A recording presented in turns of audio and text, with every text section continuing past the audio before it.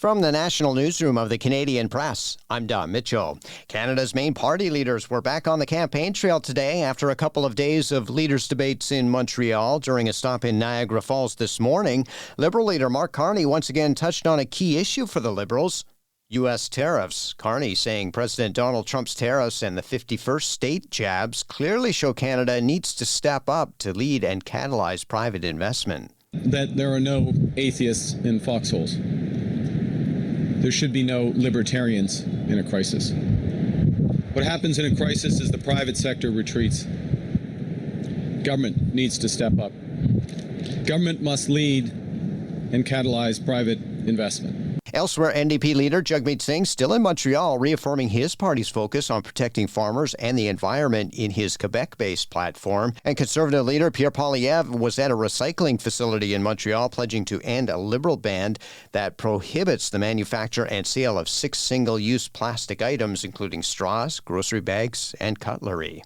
Cocoa prices continue to elevate across the world, and that means an Easter in which chocolates are going to be more expensive than they were a year or two ago. Extreme weather is among the various factors that have caused cocoa prices to spike over the last couple of years, with the biggest increases in 2024. Daniel Poncelet of Vancouver-based Daniel Chocolates says he's been forced to double the price of his Easter bunnies in recent years. People are not going to buy a dozen bunnies. They're going to buy maybe one for each kid, and that's it. Poncelet says generally customers have been understanding to the price increase, but they're still not buying despite the special occasion.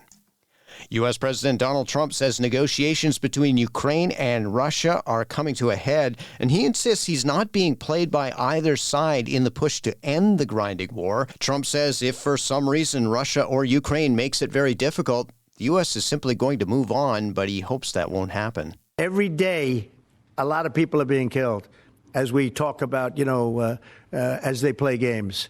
So we're not going to take that. Meanwhile, U.S. Secretary of State Marco Rubio was in Paris today after a marathon day of landmark talks among American, Ukraine, and European officials. And about 10,000 pages of records related to the 1968 assassination of Senator Robert F. Kennedy were released today, including handwritten notes by the gunman who said that the Democratic presidential candidate must be disposed of and acknowledged an obsession with killing him. The release continues the disclosure of national secrets ordered by President Donald Trump. Kennedy was fatally shot on June 5, 1968, at the Ambassador Hotel in Los Angeles, moments after giving a speech celebrating his victory in California's presidential primary. His assassin, Sirhan Sirhan, was convicted of first-degree murder and is serving life in prison.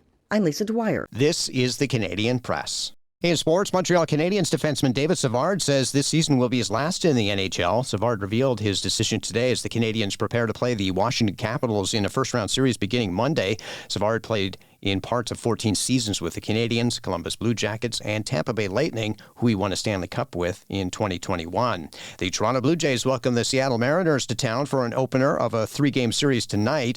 Toronto was off yesterday after taking the last 2 of 3 in a series against Atlanta. The Blue Jays have Bowden Francis starting on the mound, while the Mariners will counter with Brian Wu. Also with the Jays, they've reinstated outfielder Nathan Lukes from the paternity list. Lukes will also be active for tonight's series opener against the Mariners. And top-seeded Carlos Alcaraz earned his season-best 8th straight win after beating Alex de Minaur 7-5, 6-3 in the Barcelona Open quarterfinals. Coming off his first Monte Carlo Masters title, Alcaraz's next obstacle to a third Barcelona title was Arthur Fils. From the Canadian Press, I'm Don Mitchell.